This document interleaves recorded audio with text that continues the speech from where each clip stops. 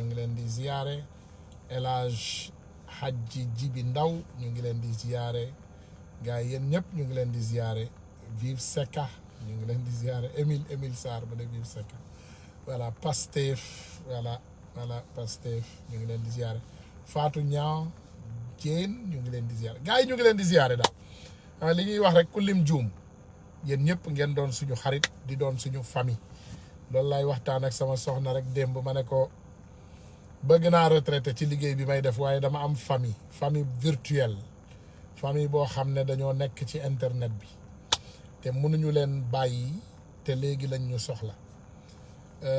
moo tax tey boo leen xoolee titre live bi dañ ko def planification lañ ko tuddee voilà li tax nag ma tuddee ko planification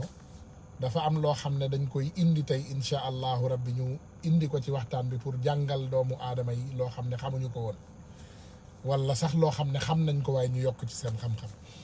gis nga boo gisee toujours ci ab réew te c'est important loolu ngeen bàyyi ci xel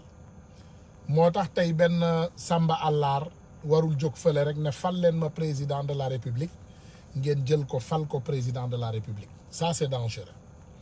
parce que je vais vous dire pourquoi mooy lépp loo gis ci àdduna dafa soxla planification maanaam dafa soxla loo xam ne da nga koy planifier dafa soxla boroom xam-xam ku war a yor réew dafa war a am plan pour yor réew maanaam dafa war a ñëw ak li nga xam ne moom mooy plan ne la man de bëgg naa ngeen jox ma réewum Sénégal te boo leen ma ko joxee lii mooy sama programme dafa war a am programme léegi bu indee programme boobu day am ay boroom xam-xam ci biir réew mi yoo xam ne dañ koy càmbar maanaam dañ koy woo di ko questionner teg ko sur la table ci réew yu développé yi sax dañuy def débat diggante candidat ak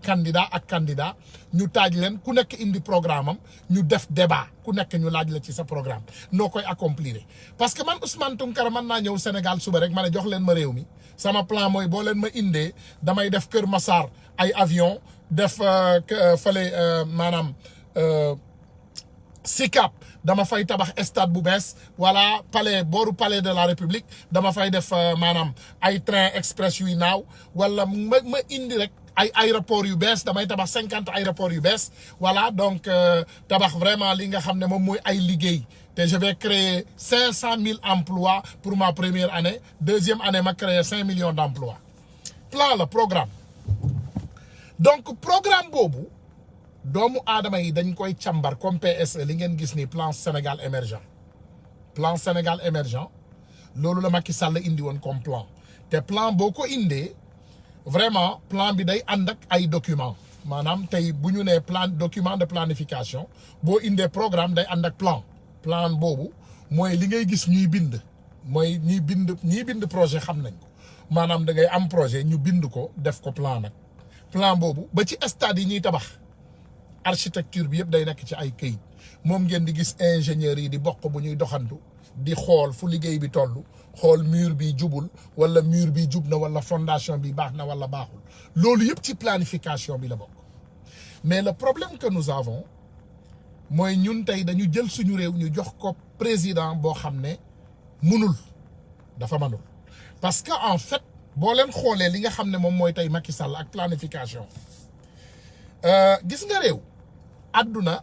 population bi dafay yokk maanaam tey population Sénégal fukki at ci ginnaaw mën ngaa ne 11 millions la tey mi ngi 17 millions dama lay jox exemple donc chaque année ñoom dañuy def projection ne que voilà population bi dina yokk benn 5 à 10 millions d'habitants wala 3 à 4 millions d'habitants léegi loolu dañ koy planifier waale ci programme bi nga xam ne moom la ñuy def moo tax fukki at yu ne même plan bi nga xam ne defoon nañ ko dañuy indi ay plan de maintenance yoo xam ne dañuy améliorer waat liggéey bi boobu nga xam ne ñoom moom la ñu def mais ñun suñu waa ji bi muy ñëw dafa indaale benn plan mais en fait bu ñu amoon xam-xam tuuti xam nañ ne plan bi baax na de waaye bi mu commencé dérouler rek waroon nañ ne xam ne waa ji day waaj a échouer te exactement loolu moo ñu dal ci li nga xam ne tey moom mooy inondation yi te bugguma leen yërëm bugguma fi toog yërëm naa leen mais bugguma leen bugguma leen toog wax leen li nga xam ne daf leen neex ne inondation yi déwén bu ñu gasee fukki pax ak juróom rek day jeex déedéet parce que bu leen fàtte ne Macky Sall dafa indi woon plan teg ko sur place mu laaj 766 milliards ñu jox ko pour mu dérouler plan boobu léegi bu ñu xoolee ci xam-xam the plan failed maanaam plan boobu daanu na doxul plan Macky Sall boobu ça n'a pas marché donc lan mooy suñu problème léegi mooy on est là on est sur place avec un plan qui n'a pas marché léegi lan la ñuy war a defaat mooy ñoom dañuy dem ñu indiwaat beneen plan bu bees n'est-ce pas parce que bu leen fàtte ne population yokku na dëkk bi mi ngi gën a suux ci biir ndox te déwén daaw moo tane ren te déwén day gën a garaaw ren déwén jéeg day gën a garaaw déwén donc mbir bi day gën a takkarnaase di dem du tane de non parce que il faut doomu aadama yooyu yëpp nga jële leen foofu ñu dëkk ci seen dëkkuwaay yi nga indi plan boo xam ne day dox te ñu def ci nag xaalis boo xam ne duñ ko sàcc parce que gouvernement ni muy doxee ñoom planification bi buñ ko planifié ba pare dañ leen di jox koppar yi nga xam ne soxla nañ ko donc bépp koppar boo xam ne gouvernement daf ko soxla pour liggéey daf koy jël ci njëlbeen ba la koy jël gouvernement du xaar ba liggéey bi jeex pour mu fayeeku déedéet loolu ouvrier bi moo koy def ouvrier bi dañ koy jox déposit ñu ne ko voilà boo tàmbalee ñu jox la dara boo yeggalee ñu fay la li ci des donc loolu ouvrier bi moo koy def maanaam ñi nga xam ne ñoom la ñuy jox contrat yi mais gouvernement ci budget bi dañ ko ciy voté boo leen xoolee même par exemple jël leen tey exemple budget BRT mooy bus yi nga xam ne moom la Macky Sall wax moom la indi ci biir Dakar mais bus yooyu tali yi ñu tabax yëpp fatt na parce que amul xam-xam parce que sinon xam nga loolu naka la war a doxee loolu ni mu war a doxee mooy borom xam-xam da ngay calculer ne ñun de suñu nawet mi ngi tàmbali en mois de juin mi ngi jeex juillet août septembre donc boo commencé gas septembre il faut nga tëj pax yooyu nga pare ci liggéey boobu balaa juin di jot parce que juin bu tawee pax yooyu yëpp day suul boppam loolu ngeen liggéeyoon yëpp dafay yàquwaat donc yéen boo leen amee xam-xam da ngeen di comprendre ne lépp loo planifié da nga koy planifié encore ak saison bi aussi da nga koy boole gis nga ñun tey par exemple boo ñëwee Amérique da ngay gis ñu indi chantier bu ñu indee benn chantier teg ko plan bi sax dañ koy taf ci li nga xam ne moom mooy chantier bi nga xam ne immeuble bii dañ koy waaj a tabax mais immeuble bi buñ koy tabax dañuy planifier par exemple 6 mois dañ ci war a tabax immeuble bi balaa seddaay bi di ñëw seddaay bi bu ñëwee liggéeyu biir bi rek mooy des donc automatiquement ñoom bu ñu attaqué immeuble boobu balaa ñu koy jox sax ki nga xam ne moom mooy contracte bi te pourtant Macky Sall def nañ ko ak maison du Sénégal bi nekk Amérique on l'a fait parce que maison du Sénégal bi nekk Amérique biñ ko joxee ki nga xam ne moom mooy contracte bi mais balaa temps bi nga xam ne jot waxante nañ ko ak contracte bi di jot mais liggéey bi pare na parce que xam nga lan mooy différence mooy contracte bi comme américain la moom dafa dem ci banque yi lépp xaalis bi nga xam ne moom la soxla pour def liggéey bi te daf ci def xaalis bi donc immeuble bi mat na mais ñoom bandi yële ñoom biñ leen joxee xaalis bi biñ leen ko joxee dañ ko wasaare ci seen biir dañ ko jël tasaare mais est-ce que xam ngeen ne les plus grands délinquants de notre pays sont en vacances est-ce que xam ngeen ne yéen a ngi tëdd ci biir ndox mi di souffrir ci biir ndox mi man mën naa leen jox garantir ne ñoom génn nañu réew mi ñoom ñu ci bari ak seen i njaboot ñoom heure bi du leen fekk Sénégal heure bi Paris la leen di fekk wala Allemagne wala Amérique wala feneen ñuy vacances nekk ci lu leen neex di lekk glace di lekk restaurant yu neex yi di tëdd ci hôtel yu yanj yi pendant ce temps yéen a ngi toog ci suufu ndox mi xam nga lan la ñuy vacances ñoom mooy alal bi nga xam ne moom lañ leen joxoon ci plan ba pour ñu tabaxal ñu suñu réew ma ñoom luubal nañu alal ba jël ko daw ak moom mais nous nos hommes publics maanaam nos hommes politiques sont même plus dangereux que les agresseurs de la rue ñoom ñoo gën a garaaw agresseurs yi nekk ci mbedd parce que ñoom dañuy arnaquer ab réew lépp loo xam ne dañ ko soxla pour suqali réew mi ñoom loolu la ñuy jëlal seen bopp ne ko furaas bu ñu paree ñu engagé seeni ay mercenaires pour ñu saaga ñu bind ay faux chiffres engagé seeni ay mercenaires du micro pour ñu fen sénégalais yi divertir leen engagé seeni ay nervi bu ñu bëggee ñooñu wër sax seen kër yi di ko garder pendant le temps que ñoom ñu ngi gin bitim réew ñun les pauvres les badoolos les pauvres du Sénégal ñoom ñu souffrir pauvre baa ngi ñaan yàlla naka lay découper maanaam naka lay jógee côté bi pour yegg beneen peggu ndox male tout simplement lekk sax Sénégal nit def ciy souffrir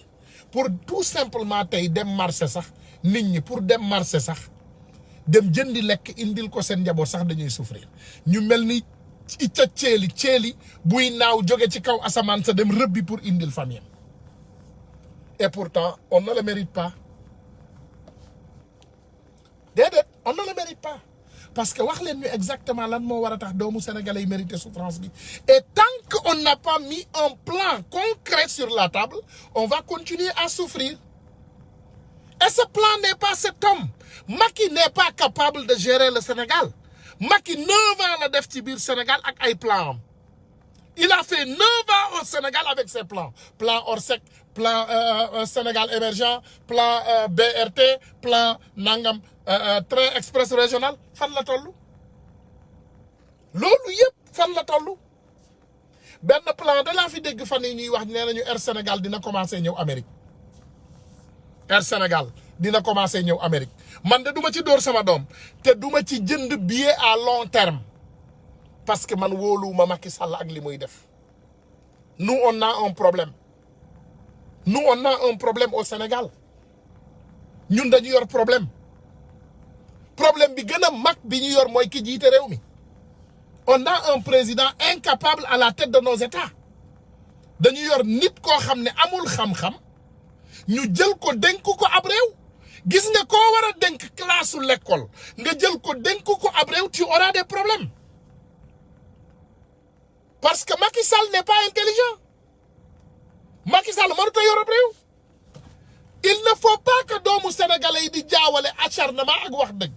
ñun bu ñu waxee dëgg bu ñu ñëwee ñu ne waaw sonal ngeen Macky attaqué ngeen Macky man ban intérêt laa am pour attaquer Macky je n'ai pas d'intérêt ana milliards yi c'est la bonne question Big Man Silla ana milliards yi tous ces milliards qui ont été dégagés tous ces milliards qui ont été donnés à ces personnes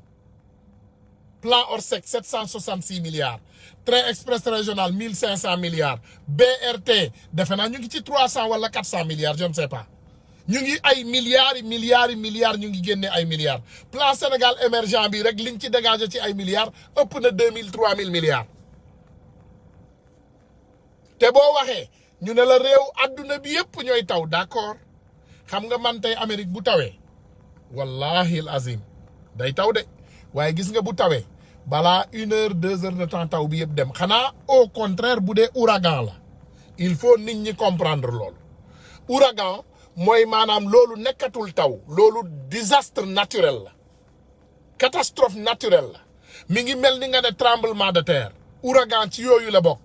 maanaam ngelaw bu foor lay dégager ci géej ga yéen doo leen ko am Sénégal parce que Sénégal lay tàmbale ko pour ñëw ñun ci suñu réew yi loolu du yegg Sénégal parce que ngelaw li ci océan Atlantique bi lay amee doole balaa muy def li ñuy tuddee landfall balaa muy ñëw ci li nga xam ne moom mooy dëkkuwaay mais lu mu fekk ci dëkkuwaay bi da koy yóbbu yëpp loolu mooy ouragan catastrophe boobu bu amoon Sénégal maara day taali boo waxee comme nous nos hommes sont incapables saa boo waxee ñu ne la ah vraiment dëkk yëpp ay taw Paris mi ngi taw mi ngi inondé Amérique mi ngi taw mi ngi inondé bien sûr dëkk yëpp ay taw nag dëkk yëpp ay taw et yenn saay sax yenn dëkk am vraiment tuuti inondation mais li am Sénégal ñàkk planification ak ñàkk xam-xam la te tant que dégagé wuñu saay-saay yi nga xam ne ñoo fa ne parce que attention mooy mi ngi mel ni nga jël exemple Diouf Sarr mënuloo jël ku amul xam-xam médecine nga koy jox médecine ñaan yàlla ne voilà fi nga ko teg dina fa sottil non sa waay mënoo jël sàmmkatu nag nga ne ko nekkal docteur c'est pas la même chose du benn c'est pas la même chose mënuloo jël jàngalekat simple koo xam ne tey mathématicien la un mathématicien nga ne ko man lu ma lay def man dama lay daal di jël rek ma def la maanaam un docteur voilà léegi yow yaa may yoral li nga xam ne moom mooy sama docteur yow yaa yor li nga xam ne moom mooy lépp luy kaaraange wér-gu-yaram Sénégal moo tax lan ngeen ci gis faux infirmier sax ñëw na rax ko moom il ne peut même pas faire la différence parce que amul xam-xam bi ki mu doon waxal da koy wax du n'importe quoi moom xamul sax li ko waa ji di wax parce qu'il n'a pas la connaissance amul xam-xam bi loolu moo ñu sonal Sénégal on a des personnes à des positions qu'ils ne méritent pas xam nga man bu ma demee ba ne Sénégalais yi yabuma leen gis nga man yabuma Sénégalais yi je vous aime am na loo xam ne du ma ko séq ak yéen parce que boo tolloo ci ab réew vraiment nga tu es entouré par des bandits nga gis ne que mbir mi doxul il faut le dire comme il le faut waxal li nga xam ne moom mooy dëgg doomu aadama yi dégg ko ñun ñëwuñu fi pour concentrer wu ci benn doomu aadama on n'est pas là pour ça on est là pour toute la population sénégalaise xam nga Ousmane Sonko waxoon na ko fi président Macky Sall ak waa assemblée nationale nee na leen déjà li ngeen bëgg a def nii du dox ça ne marchera pas parce que non seulement yéen a ngi forcé di jël xaalis boobu ñoom xaalis boobu xam nga fu ñu koy jëlee ci population sénégalaise bu pauvre bi la ñuy jëlee xaalis boobu xaalis bi ñuy defee travaux yi te defuñu travaux ah xaalis bi ñuy defee seen planification yi ñu ngi koy jëlee ci population yi léegi sàcc nañu xaalis bi jeex na léegi xam nga fan la ñu bëggaat pour dem jëliwaat même xaalis bii tey bu ñu leen indiloon beneen plan bu bees ci population yi la ñuy ñëwaat jël xaalis bi lan moo tax ngeen yaakaar ne dund gi yokku impôts yi lépp yokku na ci biir dëkk bi dund gi yokku na manqué na loolu moo grave dund yokk na Sénégal te manqué na ceeb yokku na manqué na dawlin yokku na manqué na suukar yokku na manqué na lépp loo xam ne nécessité la Sénégal yokku na te manqué na c'est ça la réalité léegi nag Ousmane Sonko waxoon na leen loolu société yu mag yi nga xam ne ñoom ñoo war a fay l'impôt ci Sénégal ñu jël xaalisu l'impôt boobu luubal ko sàcc ko te di ko lekk doomu aadama yi di souffrir mais loolu moo waral coono gi nga xam ne tey ñu ngi koy dund société yu mel ni TFM 2STV ak yeneen ak yeneen ak yeneen ak société étranger yi nag duñu fay impôt ils ne payent pas leurs impôts comme il le faut léegi ils sont obligés à devenir des mercenaires comme ñoom duñu fay l'impôt li ñëpp war a cotiser li ñëpp war a cotiser li ñëpp war a cotiser buñ ko indee war koo teg sur la table déedéet baadoolo bi mooy cotiser mooy golo di béy baabun di dundee baadoolo bi mooy cotiser le riche lui il ne cotise pas il ne participe pas déedéet moom day dimbali président de la république pour gën a tuutal baadoolo bi pour gën ko saaga gën ko xas gën koo wàññi gën koo minimiser moom loolu mooy liggéeyam donc en échange du fay impôt il faut doomu aadama yi ñu bàyyi xel on habite dans un état avec des personnes incapables et des délinquants planification zéro xam-xam zéro résultat zéro nga ciy jële parce que planification bi ñu planifié ñoom day baax mais duñ ko appliquer parce que milliards yi ñu soxla pour appliquer ko ñoom dañ koy sàcc seen diggante dañuy yàkkamti nag xaalis tegu ci kaw table ministère bi am budget ministère bi am budget ministère bi am budget ci budget boobu déjà ci kaw rek on tape ñu luubal ci benn 70% 30% bi la ñuy jéem a lijjantee kan lañ koy jox pour mu jox leen surfacturation maanaam tey da ngay gis benn ministère bu am budget wu nañu ne ministère de l'urbanisme ñu jox ko benn budget wu 2000 milliards dama lay jox exemple léegi moom li mu war a tabaxee li mu war a defaree dëkk bi rek mu sàcc déjà benn 1000 milliards ci kaw jël contrat jox Samba bu dee 100 milliards la war a fay Samba mu jox Samba ne ko Samba neel 100 milliards Samba ne 100 milliards mu ne ko 50 milliards laa lay jox jàppal Samba jàpp Samba du ñemee wax parce que Samba bu waxee du ko jox donc Samba jëlal 50 milliards yi Samba ne ko ah sa waay nu muy dem mu ne xëjal ko ci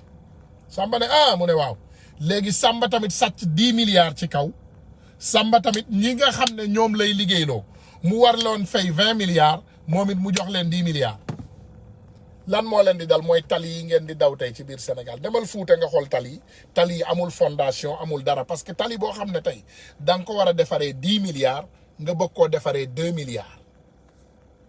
tali boo xam ne tey da nga ko war a defaree 10 milliards nga jël 2 milliards nga ne da ngay defar tali boobu immeuble boo war a tabax tey nga war a def ci suuf benn fondation boo xam ne ça va coûter 1 milliard et demi nga jël 500 millions def ko ci lan nga yaakaar ne mooy xew mooy liggéey bi du am valeur liggéey bi du dëgër liggéey bi du baax loolu ngeen di gis tey par exemple bu dee plan Orsec bi nga xam ne moom la Macky Sall wax mu ne 766 milliards la ñu war a jël pour defaree ko plan Orsec bi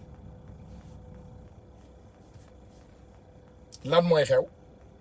exactement li nga xam ne moom laa expliqué 766 milliards planification bi 750 milliards la laaj 300 milliards mënu koo defar parce que ki nga jox 300 milliards da koy tàppale sàcc ko parce que moom ci boppam moo war a njëkk bañ xam ne 300 milliards yi nga ko jox du tabax waaye moom it su waxul su waxee moom dootul amati contrat ba abadan donc d'accord naa jël 300 milliards yi li ma leen ji wax nii dama ko xam de dama xam ni je les connais bien te lenn am na ñu ñëwaat encore ci côté élection yi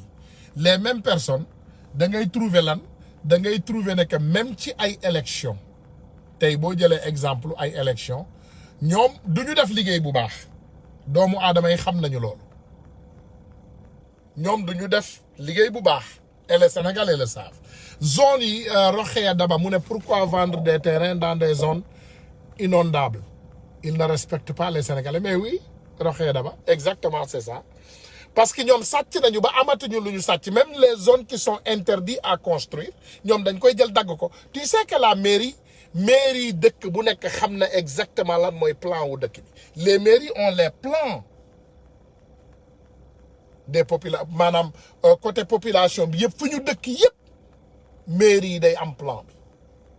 moo tax même buntu boo koy dagg sa buntu kër boo xam ne da nga bëgg a def buntu bu différent da nga war a yóbbu mairie nga am autorisation pour mairie bi xam léegi ne plan bi am na lu ci changé donc xam nañu li nga xam ne moom moo xew ci réew mi même les mairies le savent ñëpp xam nañ ko parce que plan yi xam nañ ko xam nañu zone yi inondé xam nañu zone yi baaxul xam nañu garab yi ñu war a dagg xam nañu forêt protégée xam nañu lépp mais ñoom loolu rek la ñu dese léegi ci suuf le plus grand vol qui se passe au Sénégal se passe au niveau des terrains ci suuf mooy li càcc bi gën a mag ci Sénégal boo xoolee sàcc yi gën a mag ci Sénégal ci suuf la ñu ne parce que même ces mercenaires de la plume tey boo leen xoolee Dame Dieng borom leeral li ko Macky Sall jox ci suuf attanu ko Dame Dieng mu wow moomu borom leeral point net liñ ko jox ci ay suuf yu ñu sàcc xamul ni mu toll te ñoom tous les mercenaires là El Hadj Ndiaye mu 2STV Macky Sall li mu ko jox ci suuf kenn xamul nu mu toll Youssou maa jigéen li ko Macky jox ci suuf ak li mu ñu yoral ci impôt kenn xamul nu mu toll ces gens-là ils sont comme ça ñoom nañ leen jox suuf si même bu dee doomu aadama yi dañuy torox amul problème ñoom nañu nekk ci jàmm seen njaboot nekk ci jàmm c'est tout gis nga sàcc boobu nag ñoom dañ koy traduire ba ci ay élection nit ñu mel noonu mooy le système bi ngeen di dégg système bi dafa am ay woykat système bi am na sax ay béykat ba ci jiwu bi même ay béykat am na ci système bi yaa dans ce système y a des cultivateurs y a des communicateurs traditionnels ku mel ni Mbaye Peex tey Mbaye Peex mooy bàyyi système bu ñëwee lëmbale fii ci gouvernement pare dem lëmbale fële ci ay tarixa bu Macky Sall di dem moo koy gunge moom géwélu Tiwaawoon la géwélu Touba la te géwélu président de la République la gis ngeen ko fi ba ci ndeysaan Coupe d'Afrique bi moo ñu fi catu woon ñu dem ba final Coupe d'Afrique moom ñëw nañu ko rek ñëw ne ko Coupe d'Afrique rek mu tëb di dal Macky Sall am na ndam Macky Sall am na ndam yàlla ne ko forees xoolal fi ñu toll ba léegi fii lañ toll le Sénégal avait 1000 chances de gagner cette Coupe d'Afrique la fois passée waaye comme yàlla ci boppam bëgg nañu ñun sénégalais te xam na ne Macky Sall yàlla bu jëloon Coupe d'Afrique rek indi ko Afrique Sénégal Macky Sall ci loolu lay langaamu pour les 10 ans qui viennent pour ne am na benn accomplissement boo xam ne def na ko ci Sénégal te amul benn accomplissement boo xam ne Macky Sall indil na ko ci Sénégal. Kanta nag ma ñëw wax leen beneen affaire et c'est important xam nga boo ne coalition faire une coalition en politique ñi amul xam-xam bi duñ ko comprendre mais boo xoolee la définition du mot coalition dama leen koy définir comme c'est dit comme le mot l'a dit jéggal leen ma sama beneen téléphone bi fu mu woon baal leen ma voilà fil baa ngi ci donc dinaa ko trouver merci voilà je vais vous donner la définition de coalition ngeen am tuuti loo xam ne di ngeen ko ci comprendre voilà coalition définition de coalition boo demee ci étymologie voilà ñu ne du latin comme la langue latin coalescer c'est souder ok voilà donc une coalition est une réunion temporaire de personnes de puissance militaire de partis politiques pour lutter contre un ennemi commun yaa ngi dégg Amérique gis nga Amérique ak Russie par exemple tey boo demee ci armée Amérique dafa am lu ñu tuddee am na benn armée boo xam ne ñoom ñëpp dañ koo dajale fàtte naa tur bi boo xam ne Russie daf ci kii daf ci bokk Russie bokk na ci imaginel de NATO dafa am tey Russie France Angleterre Allemagne Japon nangam dafa am ay réew yu bari yoo xam ne ñoom ñëpp ñoo ñëw dajale seen armée pour un ennemi commun NATO la tudd donc tey comme guerru Afghanistan bi du Amérique rek a dem ay réew yu bari ñoo dajaloo ñu dem comme réew xeexu Irak bi ay réew yu bari ñoo dajale ñu dem ñu ne ñoom ils ont un ennemi commun mooy terrorisme donc ñoom ñëpp ñooy ànd dem donc loolu mooy coalition pourtant réew yooyu bokkuñu xalaat parce que tey boo xoolee réew mu mel ni Russie presque il n'est pas démocratique Chine tey boo xoolee pays communiste la mais pourtant Amérique day coaliser ak Chine loolu mooy coalition G7 ou G5 sax les pays les plus puissants du monde dañuy coaliser toujours pour un ennemi commun donc boo gisee coalition ñi amul xam-xam ñooy tëb di dal mais ñun ñi xam luy coalition xam nañu ne loolu soppiwul dara ci doxalinu Khalifa Sall soppiwul dara ci doxalinu Karim Wade soppiwul dara ci doxalinu Ousmane Sonko parce que ñoom dañoo ànd pour benn saay-saay boo xam nañu ne mi ngi jóg pour yàq Sénégal ñoom ñëpp ñu bëgg a ànd pour daan ko donc loolu mooy coalition ma laaj leen yan ñetti nit la Macky Sall gën a ragal ci histoire du Sénégal est-ce que mën ngeen leen lim Khalifa Karim et Ousmane Sonko Macky Sall ñett ñii la gën a ragal ci àddina Macky Sall n'a pas par exemple peur de Thierno Alassane Sall et on le veut aussi dans la coalition Macky Sall n'a pas peur de Bougane Gueye Dany on le veut dans la coalition Macky Sall n'a pas peur de Thierno Bocoum on le veut dans la coalition mais waxuma leen ne ñooñu il faut mu leer je ne suis pas contre Thierno je ne suis pas contre Bougane je ne suis pas contre maanaam Thierno Alassane Sall dañu bëgg a gis on va attendre parce que lu nekk rek da nga koy gis voilà dañ koy gis dañuy bëgg a gis ba pare comprendre nañu gis bu ñu gisee après on va comprendre donc je ne suis pas contre ces personnes mais li ma bëgg a wax pour doomu aadama yi xam ko mooy coalition amul dara loo xam ne dafa làqu ci ginnaaw parce que comme ni ma leen koy waxee coalition mooy ñu ne une coalition est la réunion temporaire encore une fois de personnes de puissance militaire wala parti politique pour lutter contre un ennemi commun loolu mooy coalition donc pour ñi xam coalition ñoom xam nañu pour ñi xamul xamuñu ça ne veut pas dire que yow sa parti politique day ñëw say ci sama bos man sama bos déedéet nañu ànd daan kii bu boobaa ñun ñëpp ñu dem élection ku nekk taxawal sa bopp loolu mooy coalition loolu rek mooy coalition Donc pour ceux qui le savent, ils le savent, et pour ceux qui ne le savent pas, xamuñu ko parce que en fait xam-xam mooy doxal àddina xam nga àdduna la plupart des temps suñu kilifa yi dañu ko daan wax boo amul xam-xam waroo koo jéema xam-xam du lu ñuy nëbb xam nga xam-xam du lu ñuy tappale xam-xam du lu ñuy turiyande boo amul xam-xam waruloo wax mel ni ko am xam-xam mën ngaa lire tu peux même lire mën ngaa lire parce que àdduna bi léegi avec Google et des autres outils de travail yoo xam ne ñu ngi présent doomu aadama bu nekk mën naa informé wu donc je pense que loolu buñ ko bàyyee xam-xam buñ ko bàyyee xel rek du ñu am problème gis nga problème mu inondation Sénégal bii ak problème mu coalisé politique bii benn la parce que ces trois personnes qui ont coalisé pour se battre contre ce truand de Macky Sall mooy bis bu ñu yàlla dimbalee ñooñu mën a foqati réew mi ci loxo Macky Sall dinañu tegaat ay plan yu jaar yoon pour mën a doxal Sénégal dans des normes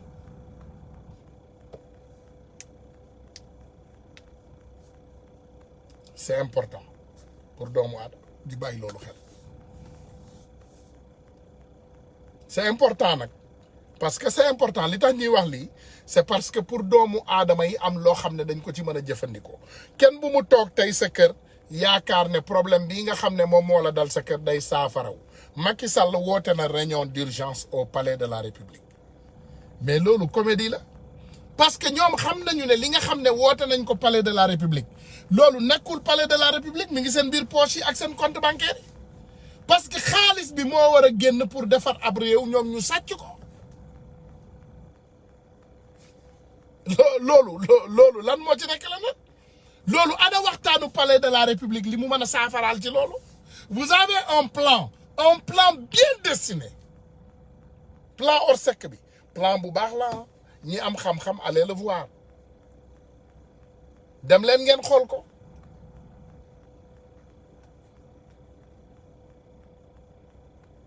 dem leen ngeen xool ko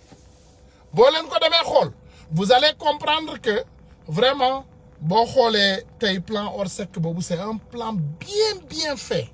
maanaam ingénieur yi design plan bi design nañu plan bu baax architecte yi indi leen plan bu baax a baax ñu jox leen Macky Sall ñu wax ko sax ñaata xaalis la soxla pour dérouler plan bi ñu jël alal boobu ñu teg ko ci loxoom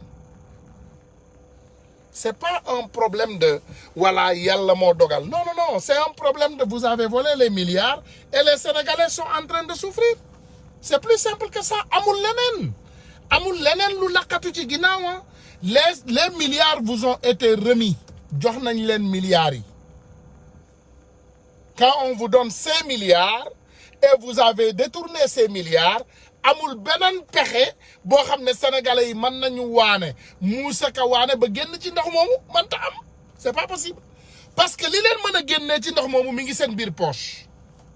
tant que génnewu leen ko ci poche yi pour def ko ci xanaa ngeen ñëw souffrir loo waat sénégalais yi rek indiwaat beneen plan bu bees parce que yéen ci loolu ngeen di dox ne soyez pas surpris bu Macky Sall bindaatee beneen plan bu bees ñëw laajaat ñu yeneen 1500 milliards ñu ngi koy xaar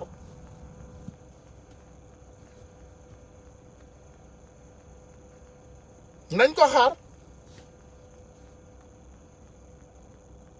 il faut ngeen xool nañu xaar exactement li nga xam ne moom mooy plan bi Macky Sall soxla ñun li ñu soxla dem leen ngeen toog ñu xaar ndax Macky Sall dina ñëw saafaraal suñuy problème déedéet il va venir demander encore des milliards et les Sénégalais sont en train de souffrir dañu war a toxal Sénégalais yooyu ci jafe-jafe jooju ñu nekk immédiatement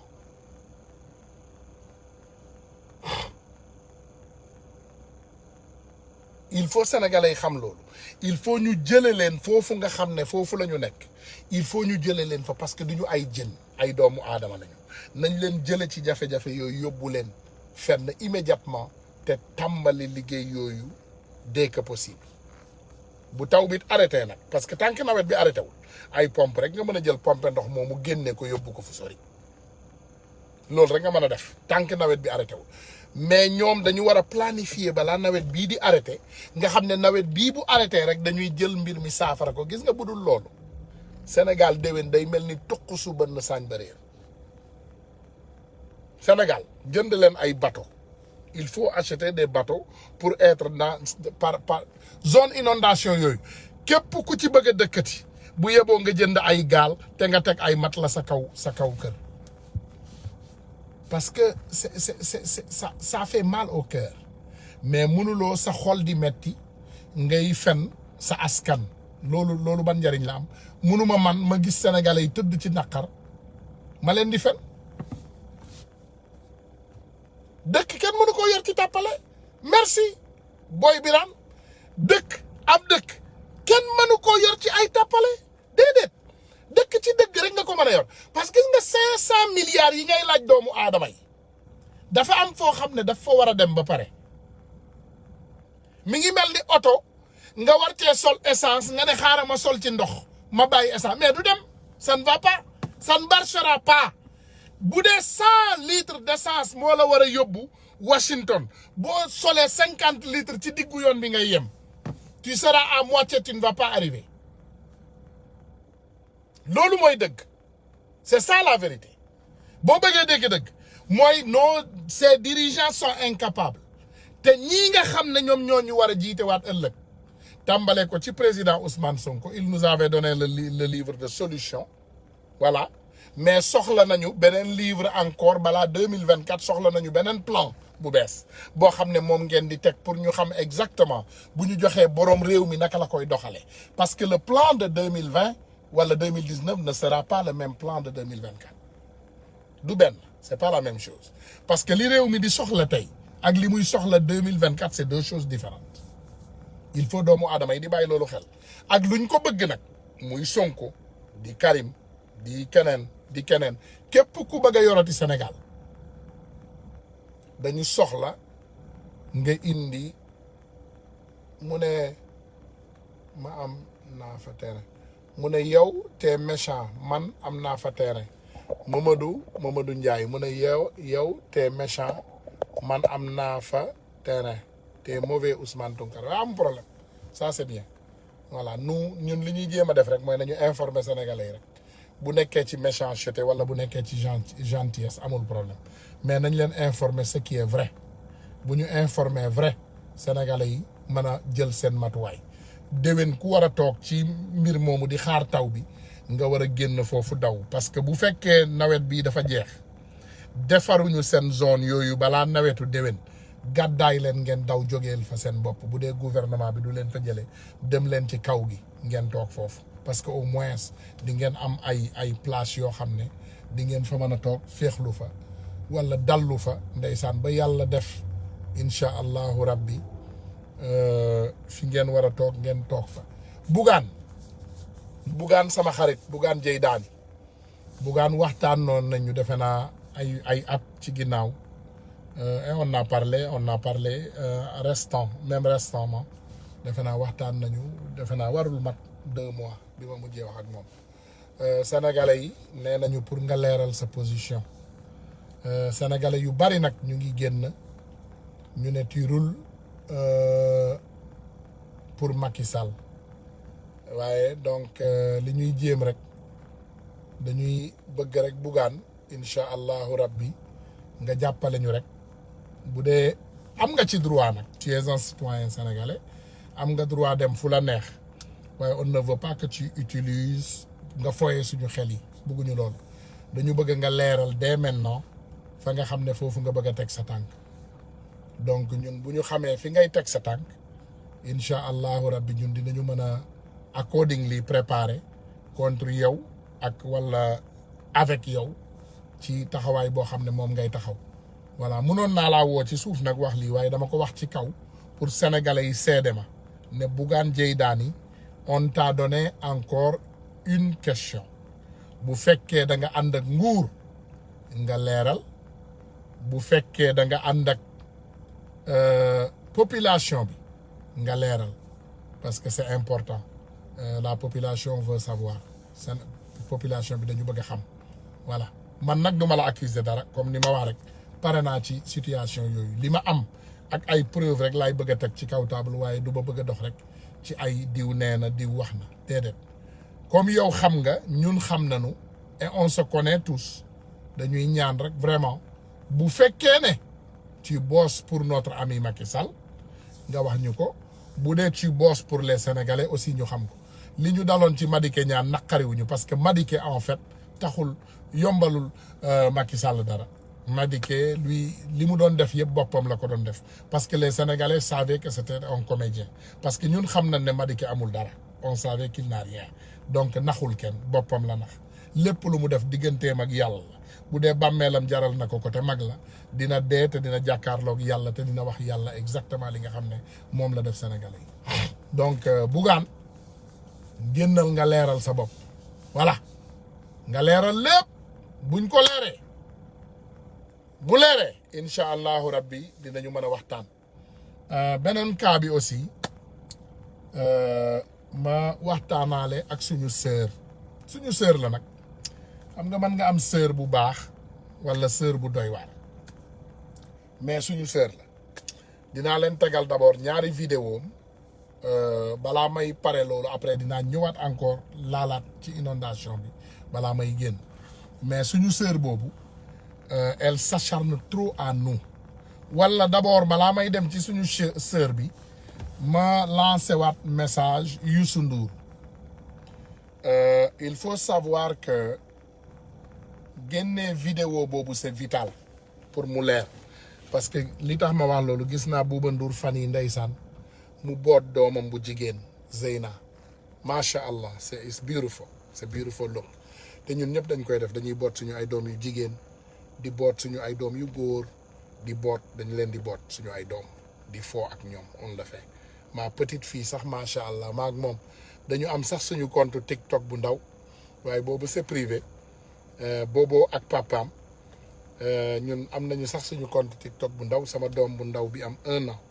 donc bëgg doom moom macha allah waajur bu ne am nga ci cër donc ñu bëgg aussi comme jaale woon nga ñi nga xam ne ñoom ñooy suñu frère bi génn àddina ci buntu kër yiw te mu am loo xam ne aussi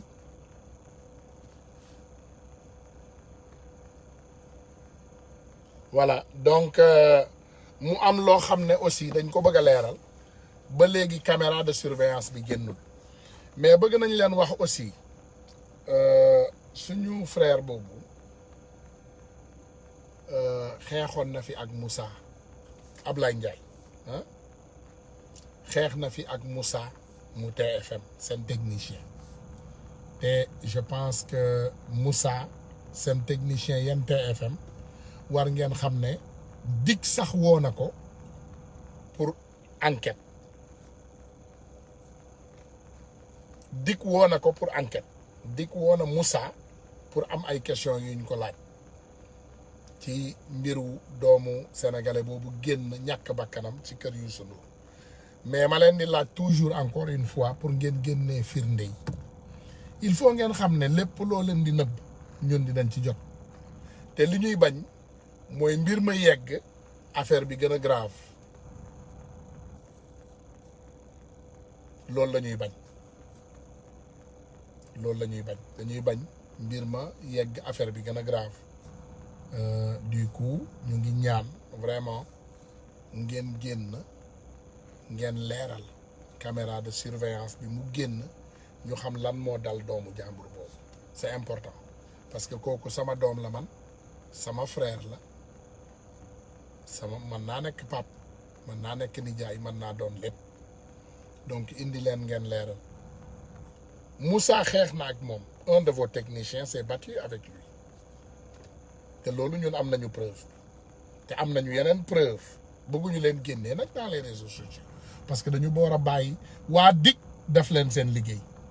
on a des sources aussi à la DIC donc def leen seen liggéey def leen li nga xam ne moom moo leen war pour lépp loo xam ne dafa nekk ci problème mu doomu jàmbur bi mu leer c'est important nit lu tolloog bakkan du génn àddina ñu jël ko laam-laamee ko may laaj famille am aussi vraiment man ngeen ñoo joindre ci suñu numéro téléphone yi képp kuy suñu famille wu jeune frère boobu vraiment man ngeen ñu joindre au téléphone pour ñu mën a waxtaanee li nga xam ne moom moo nekk ci kaam parce que c'est important bu ñu amee situation bu mel nii te doomu sénégalais yëpp yëg ko dañ ko war a waxtaanee donc ñuy ñaan rek boo leen amee information yi boo leen ko jotee ngeen mën ñoo joindre comme ça ñu partager ay information parce que c'est important que ñu waxtaan ci ñu bañ a bàyyi mbir mi gars yi jël ko suul ko comme ni ñuy def toujours ñu leeral ko incha allahu rabbi leeral bu ci am ñu indi ko léegi nag balaa ma doon yegg ci suñu sœur boobu ginnaaw bi ma paree ci le mercenaire ma ñëw ci cette sœur damay teg d'abord ñaari vidéo les deux vidéos c'est des copies conformes day acharné wu ci parti politique bi xam naa mu dem ba ñooñu bëgg koo saxal suukar mu acharné wu ci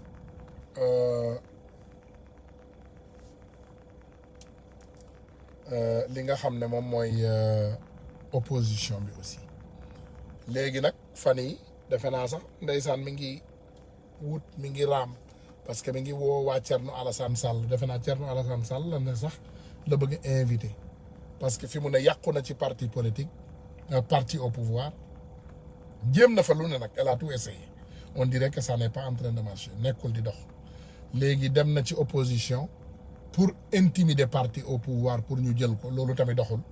léegi defe naa mi ngi dem ci Thierno Alassane Sall fa lay raam jëm on la connaît bien loolu du suñu problème ñun mais il faut mu comprendre ne dañ ko yërëm te elle s'acharne trop sur nous te ragaluñ la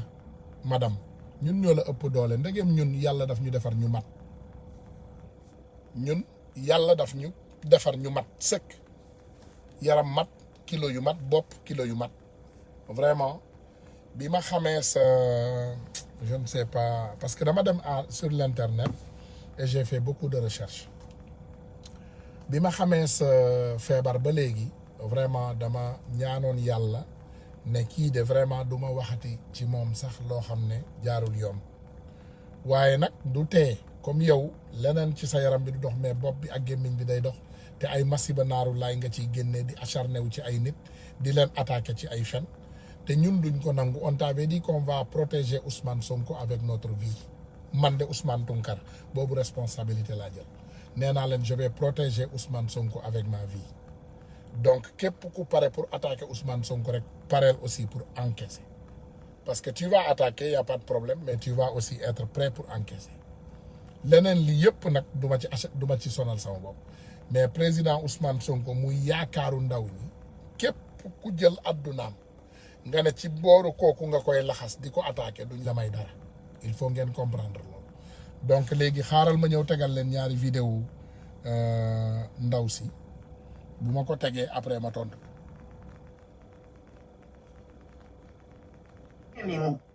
Sonko dallu Macky Sall dallu Idrissa Seck dallu Thierno Alassane Sall ko gën je pèse bien mes mots il m'a déçu ndax information yi ma am yu je pèse bien mes mots Ousmane Sonko dallu Macky Sall dallu Idrissa Seck dallu Thierno Alassane Sall ko gën je pèse bien mes mots il m'a déçu ndax information yi ma am yu grave yu ma am ci moom ak ñi koy ak son entourage et des gens de la diaspora qui sont là et qui veulent changer le système alors que ils sont pires que li nekk di naan ñu ngi koy xeex ils sont pires vous êtes des imposteurs vous êtes un danger pour la République du Sénégal te yal na ñu yàlla jàppale ba lépp feeñ bu leen kenn tax ngeen di jaay seen bakkan ndax ñoom jaruñu ko gëmuñu dara duñu tus su ma toogee di waxee nii parce que dafa am fi ma ko teg dafa am lu ma xam. mu ne dafa am lu mu xam te li mu xam yëpp de lii benn vidéo la dinaa leen tegal ñaareel bi waaye damay tontu tuuti ci bii li mu xam yëpp wax na ko ndaw si wax na ba wax lu mu xamul parce que man Ousmane Tounkara mi sax tooñ na ma ndax man yàlla def nañu jàppoon ma nekk ci ay jafe-jafe. bi ma nekkee ci ay jafe-jafe moom ak ñoñoom ñuy génn bis bu ne di tëbaka dal di inventé ay mbir man dégg naa sax inventé nañ fi ba inventé ne bu ma génnee at mënumaa wax parce que ba mu waxee dañ may jàpp yóbbu ma ci sous-région wu Sénégal bi te defe naa loolu war ngeen gis tontu bi ndax man ba ma génnee ba léegi ca la waalo gën a aay donc je pense que tooñ na ma man te mi ngi tooñ sénégalais yi te dañu ko war a arrêter balaa muy trop tard. Mati, je t'appelle par ton nom. Mati Fall. Je pense bien que c'est Fall. La sant. Bu leen ko saaga gars yi s'il vous plaît n'insultez pas man ngeen bind ay commentaires xam naa ne da ngeen mer nag waaye jarul saaga nañ ko bindal rek ay commentaires pour yar ko parce que c'est notre sœur aussi hein. Je pense bien qu'elle est aussi victime de manipulation parce que ki muy àndal man xam naa ko kooku danger la ci république parce que kooku ko gën a bañ sax nit ñi mu yaakaar ne ñoo ko bañ parce que nous on la connaît Mati est notre sœur dañ koy ne mu bàyyi xel rek parce que gis nga góor boo ko attaqué te nga nekk jigéen day fayu jigéen tamit boo ko attaqué te nga nekk góor yooyu yëpp dañuy fayu donc nañu comprendre ne ce Sénégal nous appartient à nous tous man acharné wu nga sama kaw man sosal nga ma fenal nga ma yaag ñi nga àndal tooñ ngeen ma ba ci kanamu yàlla te ba jéggal leen ko nag yal na leen ko yàlla jéggal ba yowmal qiyaam sax yal na leen ko yàlla baal man amewu ma dara contre yéen mais tey par exemple yaa ngi acharné wu ci président Ousmane Sonko moo xam ne amul benn soxla ci yow Ousmane Sonko du la woo téléphone du lijjanti ci li ngay dox du la faale mosuloo génn sax di wax ba mu génn tontu la sosal nga ko fi ba sos ne am na jigéen sax bu mu biiral xaw ma Maroc ndaw si génn woo la en personne ne la ngeen arrêté moom mi ngi soog a sax dugg ci ab néegu sëy ngeen koy fenal amul benn doom musul sax jur musul sax am doom ngeen di inventé chaque jour ngeen di indi ay invention yu bees ngay attaqué nit ñi di tooñ arrêté la on a ñun dañ la yërëm ragaluñ la ah faut savoir quelqu'un qui fait des personnes qui font face à un gouvernement n'ont pas peur d'une tête yow tu n'es qu'une tête bu ñu acharné woo ci yow amaana sax ndeysaan mën nañ laa indil ay complications parce que man je vais te dire hein, quand j'ai lu tes déficiencies li ñuy américain di ne deficiency xaw ma français ni ñu ko tuddee mais quand j'ai lu bi ma liiree feebaram bi xool leen ko ah feebaru ñàkk màgg bi dem leen ngeen tappe ko sur Google ngeen xool ñooñu nit ñu mel noonu la plupart dafa am yeneen mbir yoo xam ne day nekk ci ñoom soit da ngay gis ñoo xam ne dañuy nerveux wala ñoo xam ne dañuy mer wala ñoo xam ne dañuy rey nit sax ñoom capable nañ ko ak seen yaram yu tuuti yi parce que du ñu màgg mais dañuy am benn colère wala benn déficience yu nekk ci ñoom xam naa ko je le sais j'ai bien lu et j'ai pris mon temps pour lire donc vraiment il faut arrêter parce que mën nañu xeex ak yow voilà mën nañu xeex ak yow nag elle ne se défend pas il faut pas dire ça Mamadou Mamat nag yow déjà defe naa ñun toog nañu benn at waxuñu jéggal naa la nag baal naa la lépp ndax wax dëgg yàlla sama copain nga baal naa la lépp nag mais da ngay yaru boo duggee ci live bi bàyyil di perturber di xas nit ñi koy indi ay manière yooyu boo ko defee rek dama lay bloquer moi j'ai pas de choses j'ai pas de difficulté dans ça donc il faut être poli donc Mati bu fekkee day défendre boppam na défendre boppam ci dëgg mais tu ne peux pas te défendre à t'acharner sur des personnes et di leen sosal di leen indil ay affaire bu paree leeral jël bu paree Seneweb jël di titrer di bind ay fen yoo xam ne teguñu ko fen on va se défendre nag lii warning la wallahi azim c'est un avertissement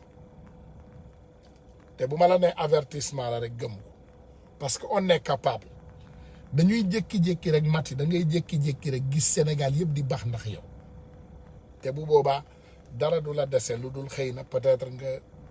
jël sax sa bakkanu bopp parce que on ne sait pas ñaanaluñ la ko yàlla dañ ñaan nga dund 100 ans mais boo arrêté wul li ngay def on va se défendre dinañu défendre suñu bopp li avertissement la rek nag man musuma toog perte temps ci yow mais on va Ousmane Tounkara yaa ngi dénoncé sos di sos tu as vu voilà gars yi jéggal leen ma Mamat dernier avertissement moom nii lay def bu duggee ci live rek da koy perturber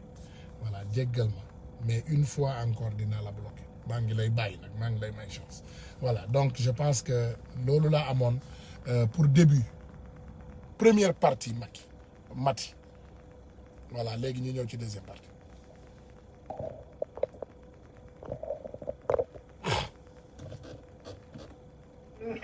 ay ministres ak ay dirigeants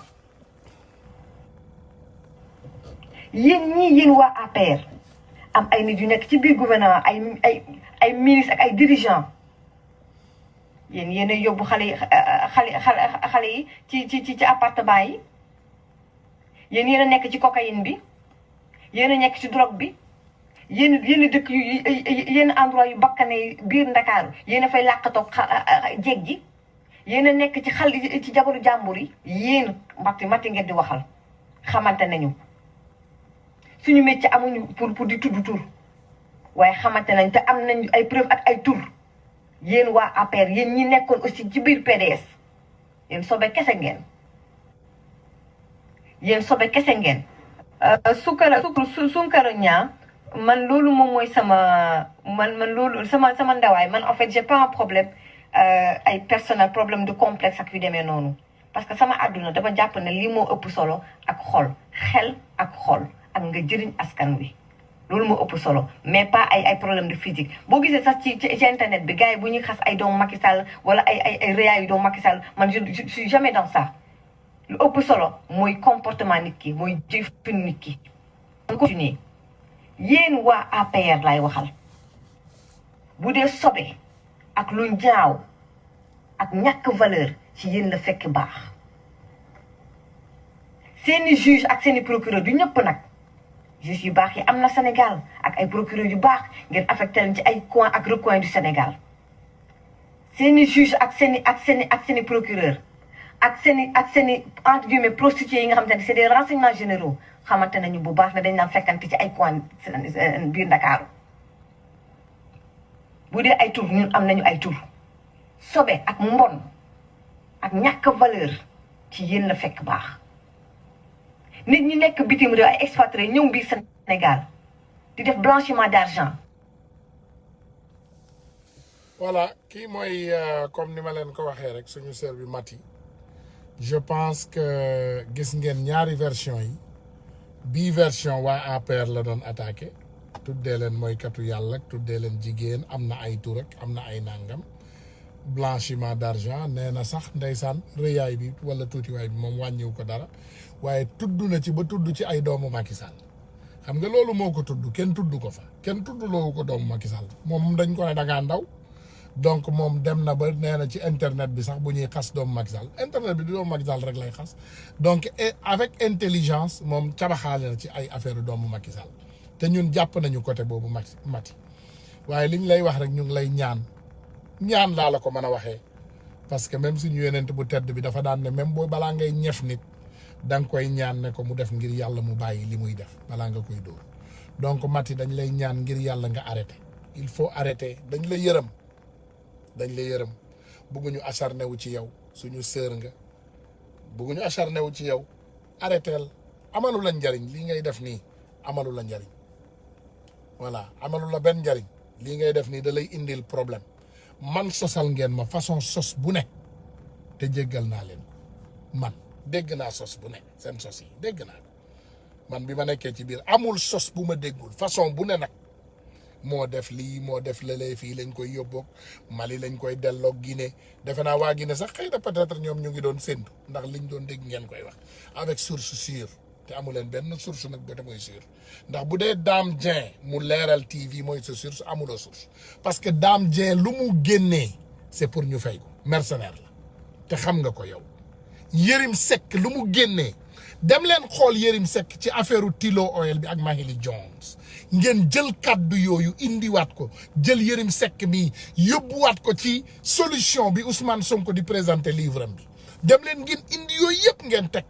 ngeen xool ñi yan façon nit lañu wala ngeen dem indi Dame Dieng mu leeral point net xam ngeen ne Dame Dieng même Idrissa Seck ak Ablaye Wade Dame Dieng moo leen tas c'est un jeune très dangereux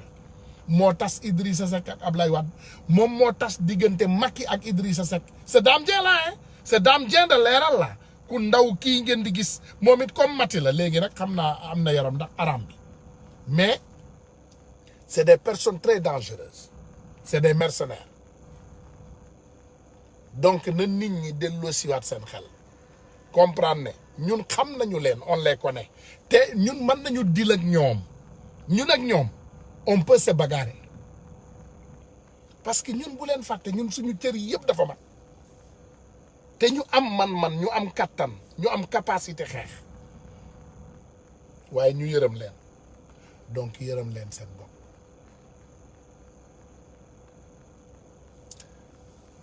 est-ce que duma leen tegal taalibe ngi yelwaan bu Omar Pène parce que li ngeen di def yelwaan la en fait taalibe ngi yelwaan ma tegal leen boobu taalibe ngi yelwaan après ma continuer taalibe ngi yelwaan parce que vous êtes devenu ridicule vous êtes devenu culotté et ridicule est-ce que Cheikh ñu ngi lay ziyaare Cheikh tardé nga donc Mati je pense que tu seras assez intelligente parce que nit nga te xam naa ne doo dof sa xel dina nàcc tu es intelligente ñi ngay attaquer on est des personnes te duñ leen may dara on vous demande aussi d'aller vous inscrire dem leen ngeen inscrire inscrire leen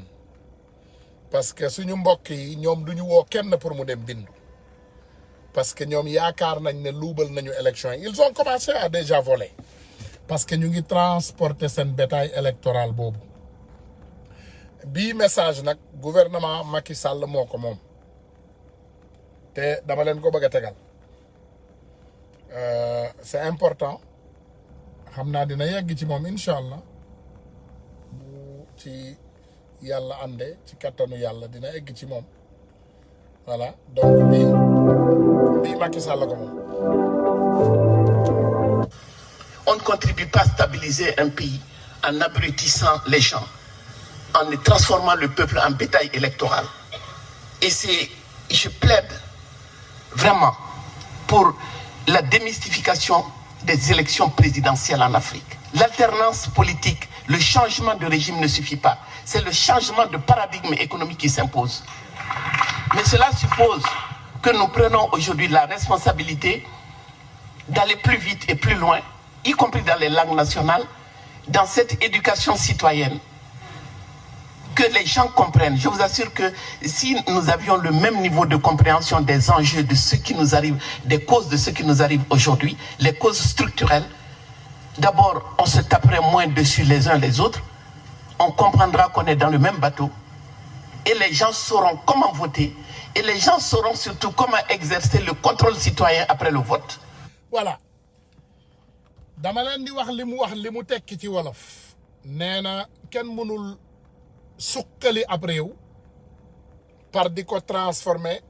bétail électoral mooy doomu aadama yooyu nga xam ne da nga leen di fay di leen déplacer di leen yóbbu ci gox di leen indiwaat ci gox kenn mënul développer noonu réew te dañu war a arrêter li nga xam ne moom mooy système élection présidentielle yi nga xam ne moom la ñu am ci réewu Afrique yi te di doyul rek di changer président waaye dafa jot ñuy changer li nga xam ne moom mooy système politique bi yëpp parce que li mu wax mooy ñun ñëpp ci benn gaal gi la ñu nekk bu ñu xamoon exactement li nga xam ne moom lañ ñuy teg du ñu xuloo ci suñu biir ñun parce qu'on a tous les mêmes problèmes gis nga partisan wu Ousmane Sonko ak partisan wu Macky Sall ak partisan wu Idrissa Seck ak partisan wu Khalifa Sall ñun ñëpp on est dans le même bateau une partie a compris les enjeux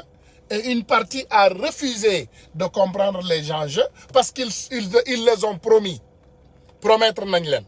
jox nañ leen 5000 ne leen dem leen voter après dinañ leen dimbali suqali defar leen seen àddina déedéet li grave mooy duñ leen defal tous ay fen lañ leen jaay ba seen poche yi fees dal ñu bàyyi leen ñu dem ñoom ñu nangoo gëm fen boobu Ousmane Tounkara ak ñoñoom ak ñoom Issa Diène ak ñoom ñeneen ñi nga xam ne ñoom ñoo ànd ak président Ousmane Sonko ak ñeneen ak ñoom Cheikh Bandia ñooñu ñu xam les enjeux ñu leen ñett kenn mënumaa jënd kenn mënul jënd sama ngor gi li may def mooy damay xeex je vais donner le don de soi pour la patrie loolu ngeen gis ci jigéen yu mel ni ay Khadija Mahécor Diouf ak yeneen am na jigéen yoo xam ne mënuñu leen tudd am na ñoo xam ne tey ci Sénégal billahi wallahi boo leen xamoon seen taxawaay ci biir réew da ngeen di jombi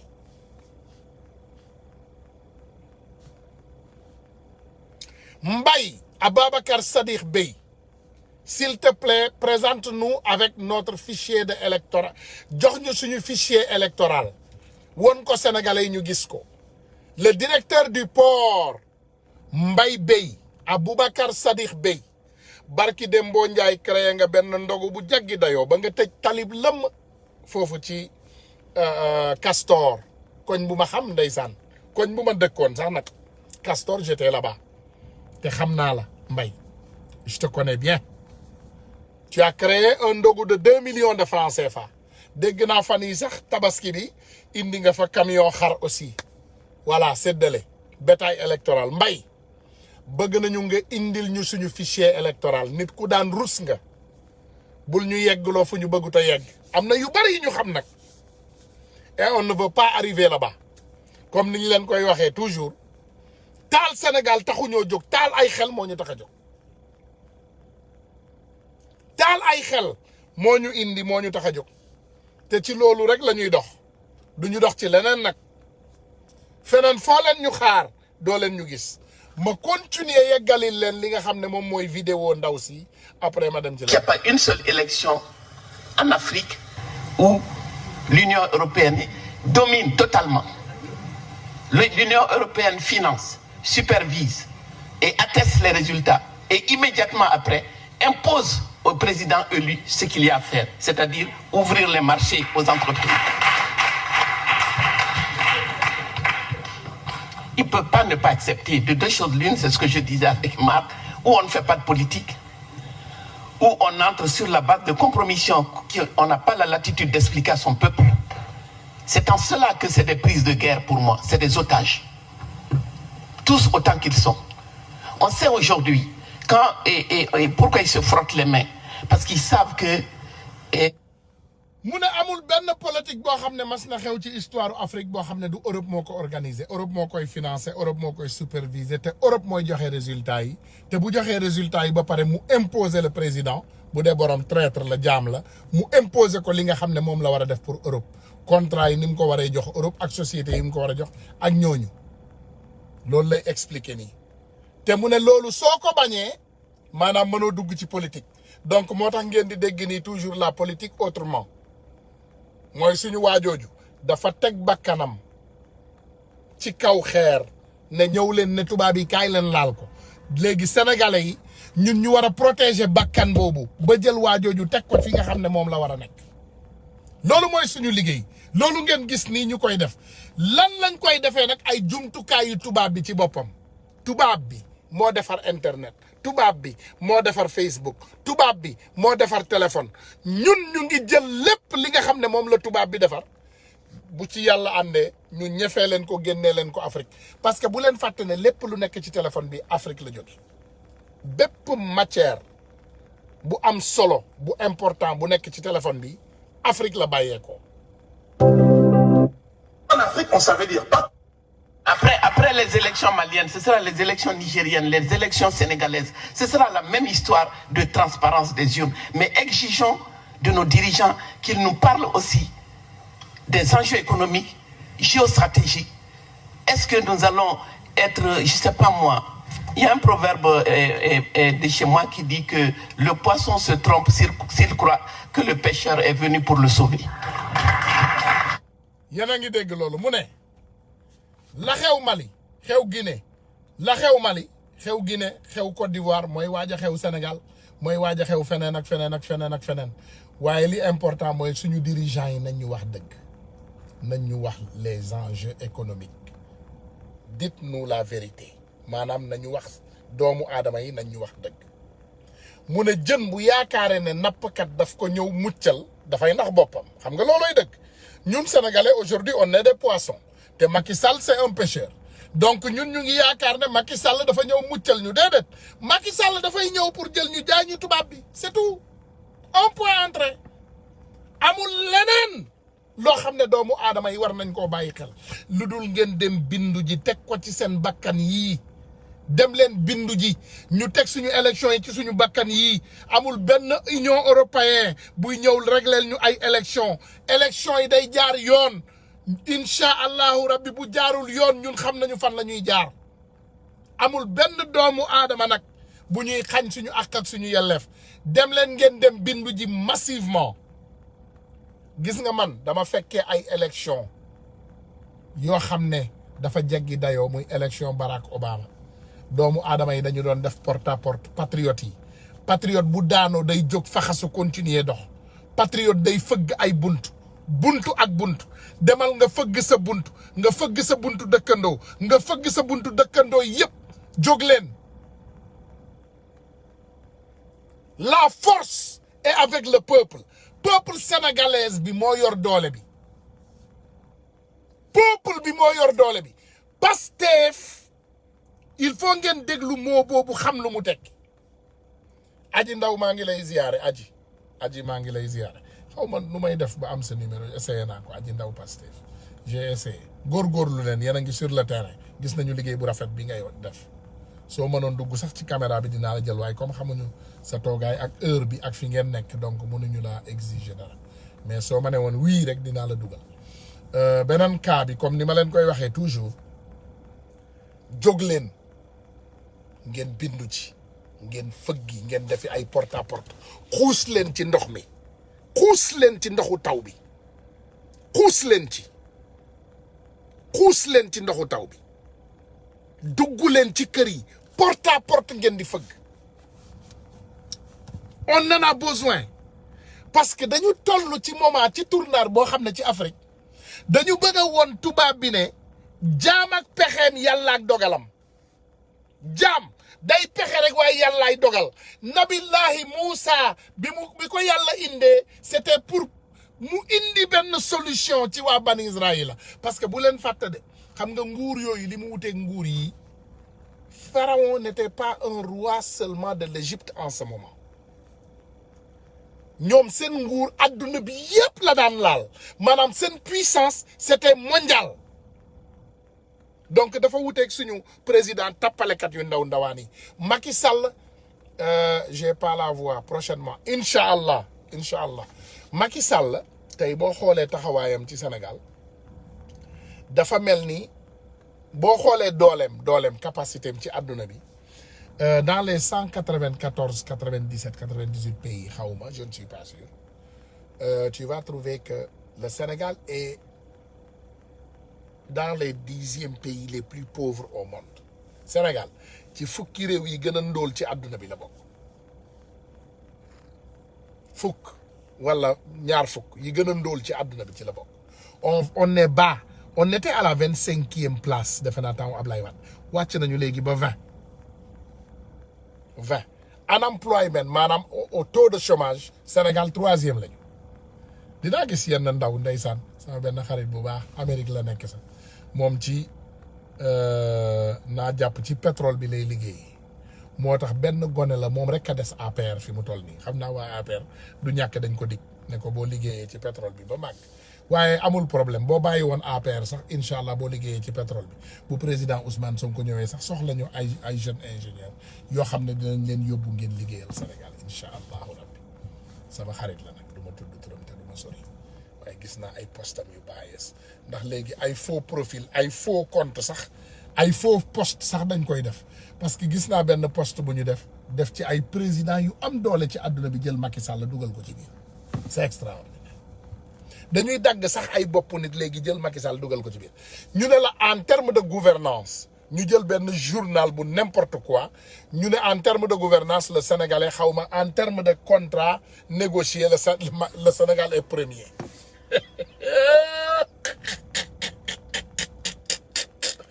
reetaan bi sax il faut mu reetaanlu parce que man mi dëkk Sénégal yéen ngeen dëkk Sénégal ñu ne leen en terme de négociation de contrat Macky Sall est premier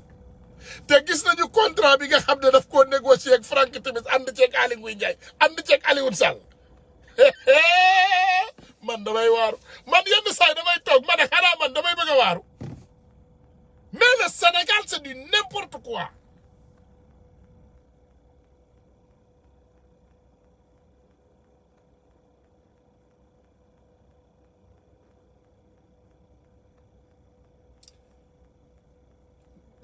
Du n'importe quoi.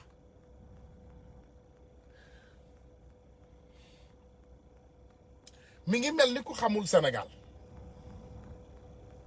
ñu ne la Idrissa Seck nga gis ko tey mu bokk alquranam xam nga bàyyi na loolu alquran bee ko dofloo xam nga alquran lu garaaw a garaaw a garaaw la turu yàlla kenn du ko caaxaane xam nga alquran kenn mënu koo jël di ko bokk doon duul kataka fen kataka tappale kataki dóor kataki sàcc kat te moom loolu la doonoon mu bokk alquran bi di wax ci yàlla boo waxee mu ne la makka bakka boo waxee mu ñëw mu yaa ayyuhal lazina amanu xam nga mu lay jàngal ay aaya boo waxee Idrissa Seck di tudd ay aaya man loolu moo tax may moytu moo tax doo leen ma dégg lu bari may dugal ay affaire yu yàlla ci lii parce que ça c'est de la politique pure et simple donc duma ci bëgg a dugal ay affaire yu yàlla moom foo ko rombaan mi ngi bokk alquran bi di wagas xaftaan bi di dóol bu kàcce ba fen ba pare dem këram yaakaar na mi ngi ci jàmm mais dof na il est devenu fou non parce que alquranu yàlla boobu mu doon jël di ko fooye di ko bokk di ko caaxaane di ko fenee saa bu fenee alquran baa ngi ci poqotaanam di ko dégg rusul alquran bi alquran da nga ko war a rus tey bu ñu ñëwee nit ku mel ni Idrissa Seck ñu ñëw nañu Sénégal il est extraordinaire ñëw nañu c'est le meilleur du monde Idrissa Seck chantier Thiès lañ ko tuddal luubal na alal bi Idrissa Seck beneen bi cas bi moom ak Ablaye Wade xaw ma lu ñu lijjanti foofu Idrissa Seck dem avion bi xaalis bu ñu war a indi Sénégal Idrissa Seck dévier xaalis bi dem Afrique du Sud yeneen manière ak yeneen manière ñu wax leen ba wax leen le protocole de Rebeuss ngeen dégg barki Dembo Ndiaye ay borom xam-xam génnee ko fi di ko wax ñu am lu bari nag lu ñu xam ci Idrissa Seck ci Macky Sall ci nit ñu mel noonu xeetu nit yooyu ngeen ñëw nañu Sénégal dina changer ak xeetu nit yooyu ci kaw réew mais da ngeen di nax seen bopp loolu nax sa bopp la non loolu nax sa bopp la buñ la nee yow mooykatu ya da nga gis on t'a dit y a un pédophile xam nga ñun ci suñu dëkk yi fii gis nga boo nekkee pédophile sa dëkkuwaay da nga koy enregistrer te tu es des centaines de mètres wala des kilomètres des écoles dañu lay teree sax toog ci booru école ñun Sénégal da ngay nekk ci pédophile ñu jël la xale yi fi mu gënee bari ñu embauché la fa liggéey xanaa xamu leen pédophile ya feebar la sàcc feebar la sàcc du bàyyi golo du bàyyi yéeg golo du bàyyi yéeg non golo du bàyyi yéeg golo du bàyyi yéeg désert sax golo bu fa nekkee mi ngi wër garab bu mu yéeg wala bant Idi du bàyyi sàcc Macky du bàyyi sàcc du bàyyi fen c'est des mythomanes et des voleurs et ils ne vont jamais changer ils ne vont jamais changer moo tax keroog bi ñuy toog Kunkandé ma ne leen attends diversion il y a le grand Kunkandé au palais de la République et l'autre Kunkandé est à Paris ñu ngi noonu les voilà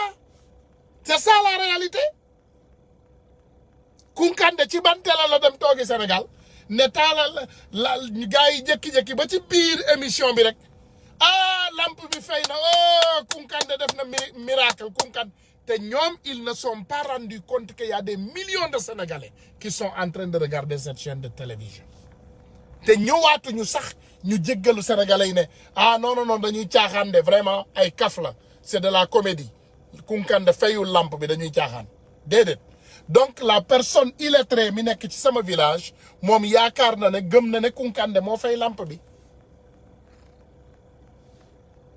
Aliou Sall il avait aussi juré sur le Saint Coran lan moo ko dal booba ba léegi dafa alku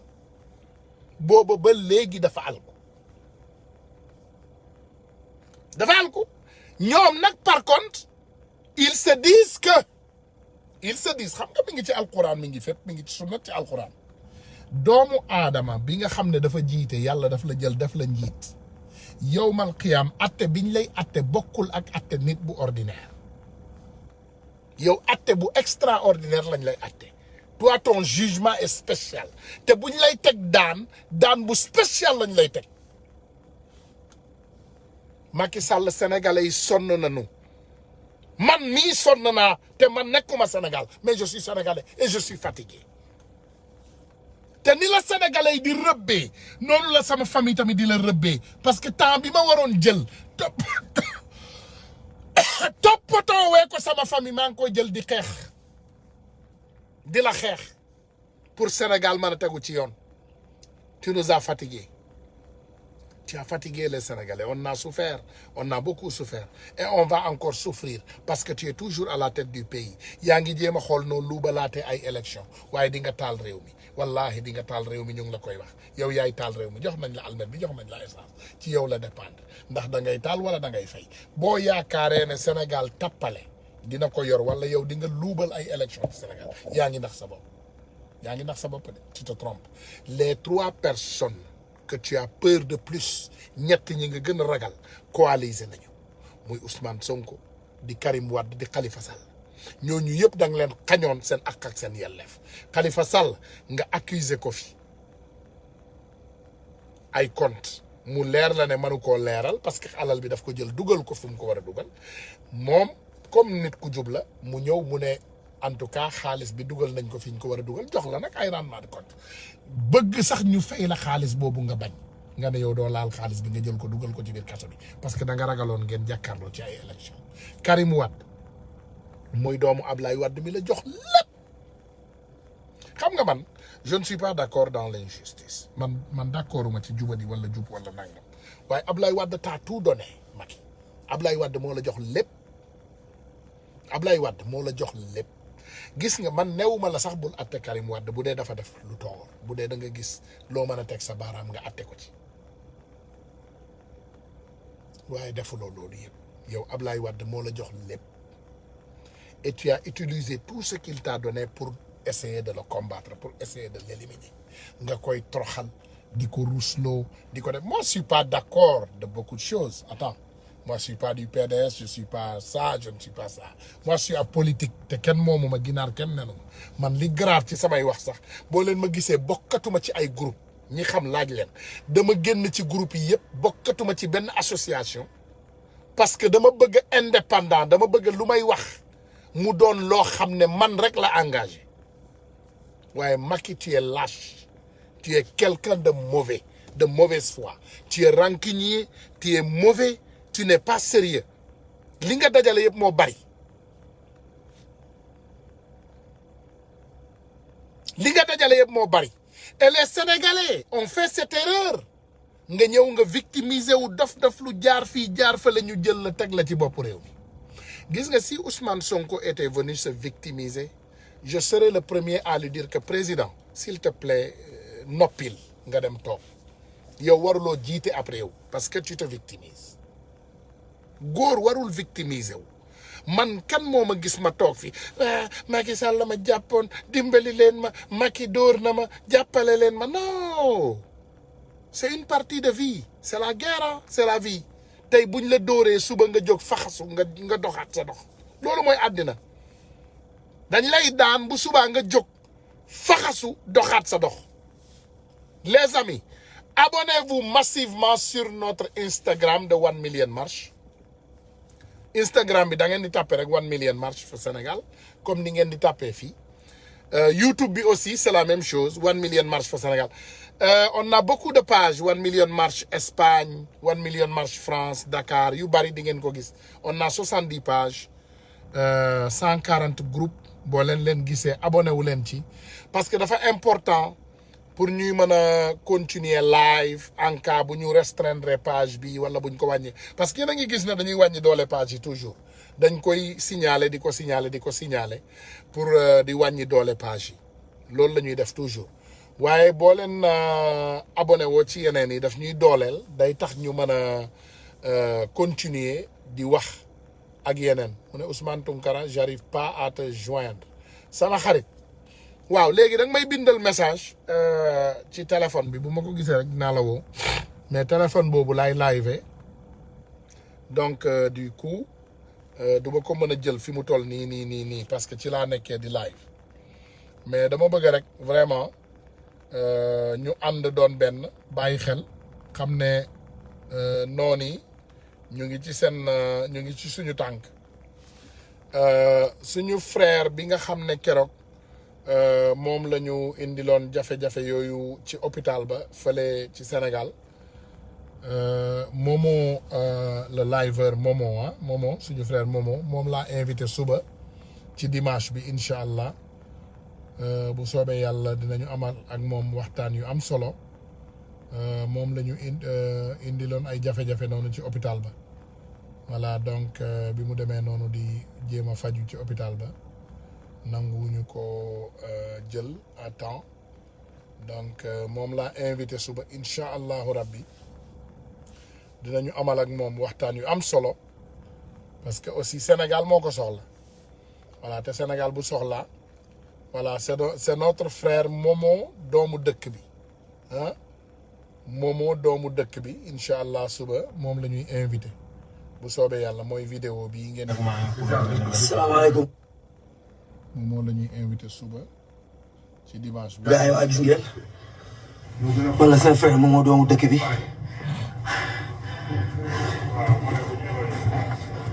maa ngi nii direct CTO maa ngi nii ci auto ambulance bi pendant 2 heures def soog hôpital mënuñu maa jël médecin yaa ngi fi bañ ma jël di xuloog sapeur yi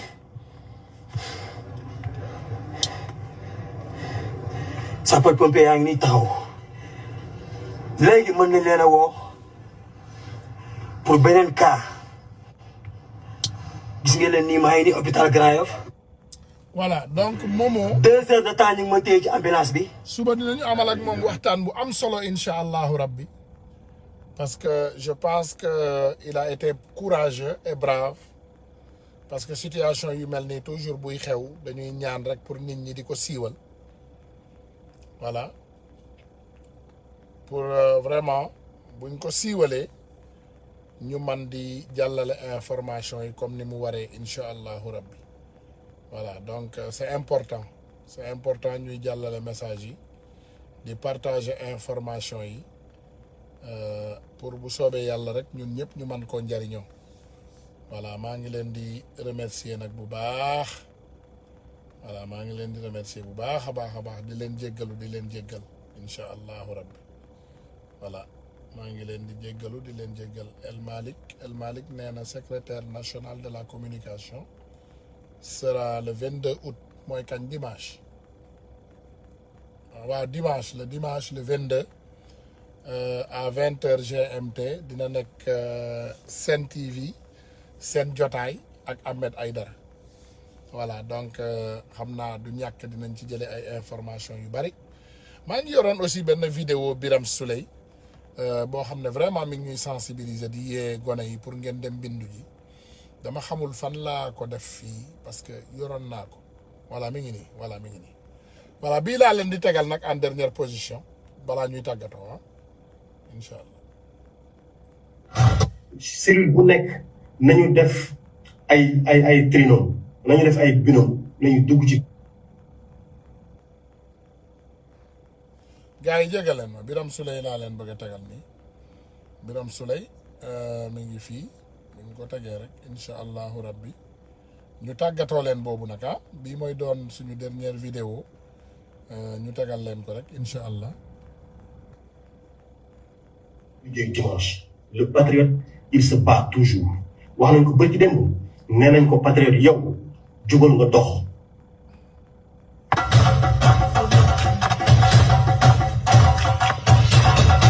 cellule bu nekk nañu def ay trinôme nañu def ay binôme nañu dugg ci kër yi dem recenser primo-votants yi gis nga liggéey bii amul liggéey samedi amul liggéey dimanche le patriote il se bat toujours wax nañ ko bërki démb nee nañ ko patriote yow jugal nga dox boo fakkastaloo jugal dox boo daanoo jugaatal dox boo sonnee jugal dox bu la naaj téye bu la taw téye bu la guddi téye bu la feebar téye nañu jóg dox dem seeti nit ñi nañu jóg jox dem informer parce que l'État a refusé d'informer parce que une grande partie de ñi téye information publique ils ont refusé d'informer ñun nañu nekk les oiseaux de bon augure nañu dem yóbbu la bonne information auprès des citoyens bu leen bàyyi benn kër bu leen bàyyi ma ni yéen patriote la ñuy waxal cellule yëpp li ñuy demander mooy bu leen seen koñ yi bu leen bàyyi benn kër avant le 8 septembre.